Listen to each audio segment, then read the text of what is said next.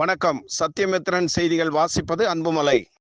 கேரளத்தில் மிகவும் முக்கிய திருவிழாவான பூரம் திருவிழா பழமை வாய்ந்த திருச்சூர் வடக்குநாதர் கோவிலில் ஆண்டுதோறும் சித்திரை மாதத்தில் பூரம் நட்சத்திரம் அன்று வெகு விமரிசையாக கொண்டாடப்படுவது வழக்கம்.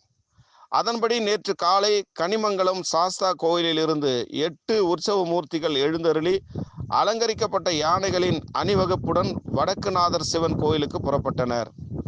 இதையடுத்து பஞ்சவாத்தியம் உள்ளிட்ட பல்வேறு மேளங்கள் இசைக்கப்பட்டன. மிகவும் பிரபலமான இளஞ்சித்தரை மேளம் என அழைக்கப்படும் செண்டை மேளம் இசைக்கப்பட்டது. இதில் 250க்கும் மேற்பட்ட இசை கலைஞர்கள் கலந்து கொண்டனர். திருவிழாவின் முக்கிய நிகழ்வான யானைகள் அணிவகுப்பும் குடை மாற்றும் நிகழ்வும் நேற்று மாலை நடைபெற்றது. திருச்சூர் பூரம் திருவிழாவையொட்டி வடக்குநாதர் கோயிலில் காவல்துறை சார்பாக பலத்த பாதுகாப்பு ஏற்பாடுகள் செய்யப்பட்டது. சத்தியமித்திரன் செய்திகளுக்காக மகேஷ்.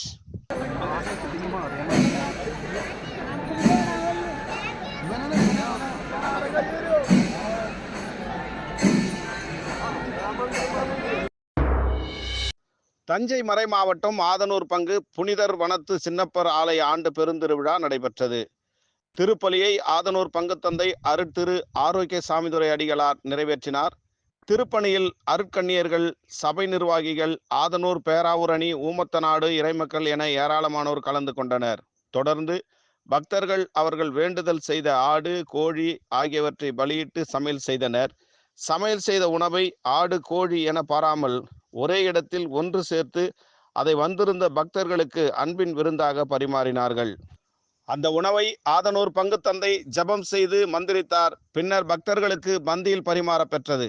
இதில் சுற்று வட்டார கிராமங்களைச் சேர்ந்த பக்தர்கள் ஏராளமானோர் உணவருந்தி சென்றனர். விழா ஏற்பாடுகளை சபை செயலாளர் ஆ பிரான்சிஸ் ஸ்கண்டாக், ஆ இருதயராஜ் தலைமையிலான நிர்வாகிகள் செய்திருந்தனர். தஞ்சை மாவட்டம் பேராவூரணி நகர் நீலகண்டபுரம் முடப்புக்குழிக்காடு ஏந்தல் ஸ்ரீ நீலகண்ட பிள்ளையார் திருக்கோவிலில் நீரிழிவு நோய் நிவர்த்தி ஸ்தலம் சித்திரை திருவிழா கொடியேற்றி காப்பு கட்டுதலுடன் தொடங்கியது. தொடர்ந்து 12 நாட்கள் வண்ணமயில் வாகனம், காமதேனு வாகனம், பூத வாகனம், அன்ன வாகனம், மயில் வாகனம், ரிஷப வாகனம், குதிரை வாகனம் என பல்வேறு வாகனங்களில் சாமி வீதி உலா நடைபெற உள்ளது. திருவிழாவில் முக்கிய நாளான வருகின்ற மே 11ஆம் தேதி ஞாயிற்றுக்கிழமை அன்று அதிகாலை 4 மணி முதல் பால் காவடி, பன்னீர் காவடி, அக்னி காவடி, தொட்டில் காவடி, பறவை காவடி என பல்வேறு காவடிகளை பக்தர்கள் எடுத்து வந்து தங்களது நேர்த்திக்கடனை செலுத்த உள்ளனர். அன்றைய தினம் மாலை 5:30 மணிக்கு தேரோட்டத்தில் சிறப்பு அலங்காரத்தில் வள்ளி தெய்வானையுடன் முருகன் தேரில் எழுந்தருள உள்ளார்.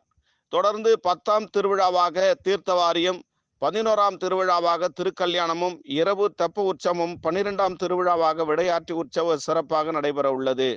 பரம்பரை அறங்காவலர் தலைவர் கணேசன் சங்கரன், பரம்பரை அறங்காவலர் குப்பமுத்து சங்கரன், செயல் அலுவலர் வடிவேல் துரை, தாசில்தார் சுப்பிரமணியன், விநாயகா சிட்பண்ட்ஸ் கந்தப்பன், முடப்புக்குழிக்காடு கிராமத்தார்கள், ஸ்தானிகர் சங்கரன் வகைராக்கள், திருக்கோவில் பணியாளர்கள், கடைத்தெரு வியாபாரிகள் என ஏராளமான பக்தர்கள் கலந்து கொண்டனர்.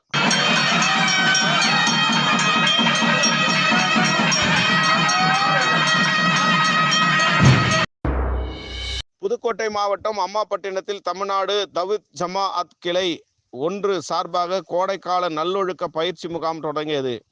தமிழகம் முழுவதும் பள்ளி மாணவர்களுக்கு பொதுத் தேர்வுகள் முடிந்த நிலையில் மே மாதம் முழுவதும் பள்ளிகளுக்கு விடுமுறை விடப்பட்டுள்ளது. பெரும்பாலான பள்ளி மாணவர்கள் அதிக நேரம் செல்போனில் மூழ்கியுள்ளனர். இந்த நிலையில் பள்ளி மாணவர்களின் விடுமுறையை பயனுள்ளதாக கழிக்கவும், செல்போனுக்கு அடிமையாவதை தடுக்கவும், மாணவ மாணவிகளுக்கு நல்லொழுக்கத்தை போதிக்கவும் தமிழ்நாடு ஜவித் ஜமாத் என்ற பேரியக்கம் சார்பில் தமிழகம் முழுவதும் நல்லொழுக்க பயிற்சி முகாம் நடத்தப்பட்டு வருகிறது. இதன் ஒரு பகுதியாக அம்மாப்பட்டினம் கிளை 1 தவித் ஜமாத் சார்பில் பள்ளி மாணவ மாணவிகளுக்கு கோடைக்கால நல்லொழுக்க பயிற்சி முகாம் தொடங்கியது. மே 17 வரை தொடர்ந்து 14 நாட்கள் நடைபெறும். இந்த பயிற்சி வகுப்பில் இஸ்லாமிய கல்வி மற்றும் நல்லொழுக்க பயிற்சிகள் வழங்கப்பட்டு வருகிறது. அம்மாப்பட்டினத்தில் அர்-ரஹ்மான் தவித் ஜமாத் பள்ளியில் நடைபெறும் இந்த வகுப்பில் புதுக்கோட்டை மாவட்ட தலைவர் சித்திக் ரஹ்மான், மாவட்ட பேச்சாளர் அப்துல் ரஹ்மான் ஆகியோர் ஆண்களுக்கு பயிற்சி அளிக்கின்றனர்.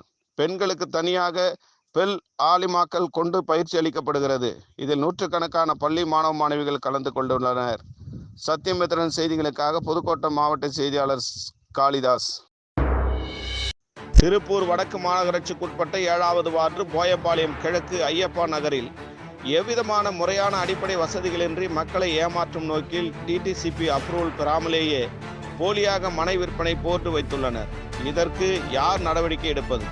கழிவுநீர் சூழ்ந்து குளம் போல் காட்சியளிக்கின்ற சாலை, சாக்கடை, தெருவிளக்கு உள்ளிட்ட எவ்வித முறையான அடிப்படை வசதிகளின்றி விற்பனை செய்து மக்களை ஏமாற்ற முயன்று வருகின்றனர். மாவட்ட நிர்வாகம் இது குறித்து நடவடிக்கை எடுக்குமா? பொறுத்திருந்து பார்ப்போம். சத்தியமித்திரன் செய்திகளுக்காக திருப்பூர் மாவட்ட செய்தியாளர் முகமது கவுஸ்.